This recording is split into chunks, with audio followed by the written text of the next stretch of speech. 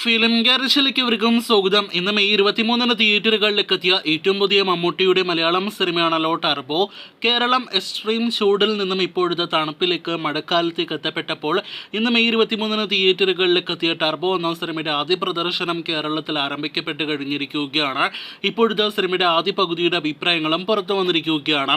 മമ്മൂട്ടി നായകനാക്കിയ വൈശാഖ് സംവിധാനം ചെയ്ത് മമ്മൂട്ടി കമ്പനി നിർമ്മിച്ച മമ്മൂട്ടിയെ കൂടാതെ വൻ താരനിര ഒരുമിച്ച ടർബോ എന്ന സിനിമയുടെ ആദ്യ പകുതിക്ക് ഇപ്പോഴത്തെ നല്ല അഭിപ്രായങ്ങൾ ലഭ്യമായിരിക്കുകയാണ്. രണ്ടാം പകുതിയിലെ വമ്പൻ രംഗങ്ങൾക്ക് വേണ്ടിയുള്ളൊരു സ്റ്റേജ് സെറ്റ് ക്രിയേറ്റ് ചെയ്യലെല്ലാം തന്നെയാണ് ആദ്യ പകുതിയിൽ സിനിമ ചെയ്തിരിക്കുന്നതെന്നും രണ്ടാം പകുതിയായിരിക്കും ടർബോ എന്ന സിനിമയുടെ വിധി നിർണ്ണയിക്കുക എന്നുകൂടിയാണ് ആദ്യ പകുതിയുടെ അഭിപ്രായങ്ങൾ വരുമ്പോൾ വ്യക്തമാക്കുന്നത്. ആദ്യ പകുതിക്ക് തന്നെ മികച്ച രീതിയിലുള്ള അഭിപ്രായങ്ങൾ ലഭ്യമായിരിക്കുകയാണ്.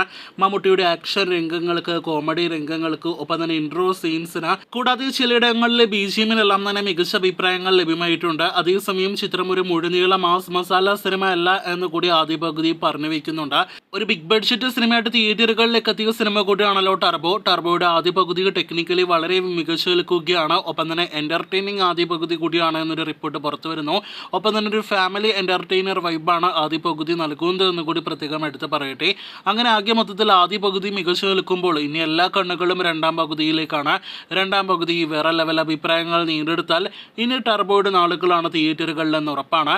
ഇന്നലെ പുറത്തു വന്ന പ്രിവ്യൂ റിപ്പോർട്ടുകൾ പോലെ തന്നെ അത് ശരിവയ്ക്കുന്ന രീതിയിൽ സിനിമ മികച്ച അഭിപ്രായങ്ങൾ, പോസിറ്റീവ് അഭിപ്രായങ്ങൾ തന്നെ നേടിയെടുക്കുമെന്ന് പ്രതീക്ഷിക്കാം. കാത്തിരിക്കൂ ടർബോയുടെ മുഴുനീള അഭിപ്രായങ്ങൾ കേട്ട മമ്മൂട്ടി രാജ് ബി ഷെട്ടി കോംബോയുടെ സിനിമയുടെ കൂടുതൽ വാർത്തകൾക്കും വിവരങ്ങൾക്കായിട്ട് കാത്തിരിക്കൂ.